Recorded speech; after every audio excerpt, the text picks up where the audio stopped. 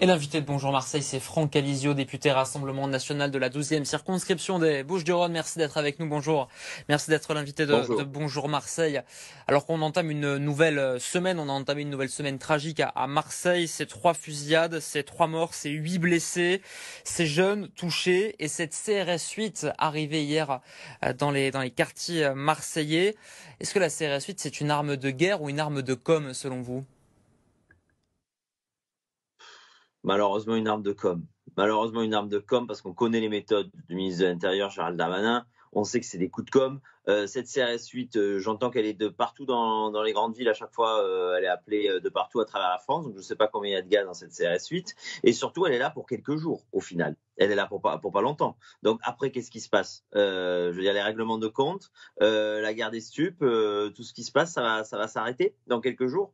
Donc, honnêtement, c'est pas sérieux.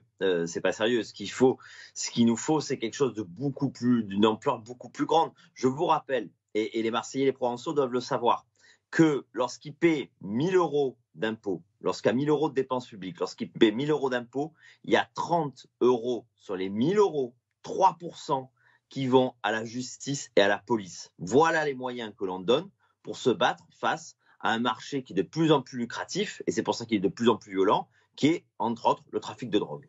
Franck Alizio, je tombe sur le tweet de Sébastien Barre, l'adjoint au maire de Marseille, Europe Écologie Les Verts, qui dit à propos du déploiement notamment de cette CRS 8, plutôt que les coups de menton martiaux, l'inefficace surenchère répressive, le gouvernement doit changer de logiciel. Vous partagez donc l'avis de l'adjoint écologiste au maire de Ouais, Marseille. ouais. Monsieur Barr, sa solution, ça doit être la légalisation. Au moins, ça évite le problème. Au moins, on fera au grand jour ce qu'on fait aujourd'hui en cachette, c'est-à-dire acheter la paix sociale en ne regardant pas ce qui se passe dans les cités, dans les quartiers nord. Voilà, c'est tout simple. Parce qu'aujourd'hui, moi, je vois que la mairie qui le soutient, elle est à 450 policiers municipaux. Alors, ce n'est pas les policiers municipaux qui vont résoudre le problème, mais ils y contribuent. Alors qu'il en faudrait le double. Et pendant ce temps, la priorité, ce sont les salles de shoot. Et la priorité de M. Barle comme de M. Payan, ce sont les salles de shoot. Eh bien, ce ne sont pas les nôtres.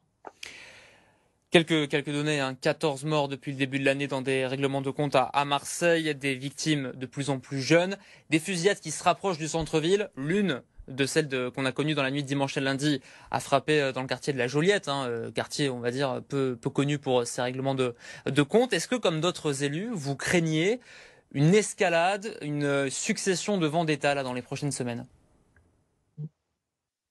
Bah oui, malheureusement oui. Malheureusement oui. Et on sait que notre centre-ville n'est pas à l'abri. On sait qu'il y a une co-transmission entre notre centre-ville et les quartiers nord. Donc, vous savez, il n'y a pas de quartier qui est à l'abri aujourd'hui à Marseille, hein. Tant qu'on ne fait pas une union sacrée, ce que je dis tout à l'heure, entre l'État qui mettrait vraiment les moyens, pas qui fait semblant de mettre les moyens, la mairie de Marseille qui mettrait vraiment les moyens et qui ne fait pas semblant de mettre les moyens, eh bien, on n'arrivera pas. Rappelez-vous le film Bac Nord, je veux dire, des policiers qui ont été obligés de sortir du droit pour pouvoir faire leur boulot. C'est ça la réalité aujourd'hui.